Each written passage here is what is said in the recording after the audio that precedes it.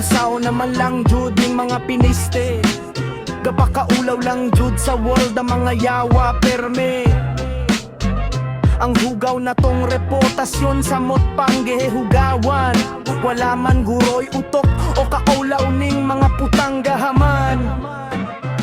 Sa korakot kagubot patay og mga iskandalo.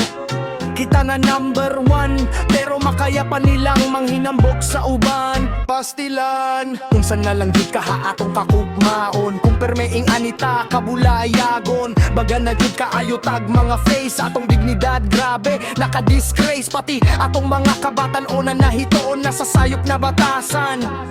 Ang pagpangawat na oso na trending nakaayo na binuhatan. It's more fun in the Philippines. It's more fun in the Philippines. Kawang hararapan always on the verge. It's more fun in the Philippines. Yan nagiginto, nagpre-pretend. Maka-Diyos, makataong, makakalikasan at makabansa. Sa mga politiko, huwag na huwag maniwala. Sakit man pamalang dongon, pero nga to, jud tapadulo. Kung permi na lang tainga ni sige na lang pabadlong.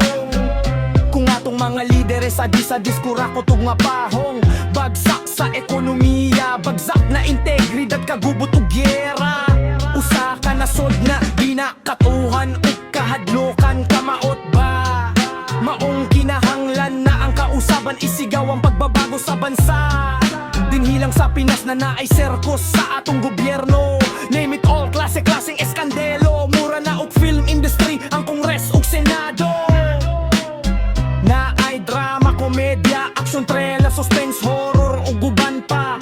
Kung mahilig ka sa mga balita, sos ayaw na kay panig-panig na ang pauso sa media. Katotohanan 100%, di mo makikita sa ensayklopedia.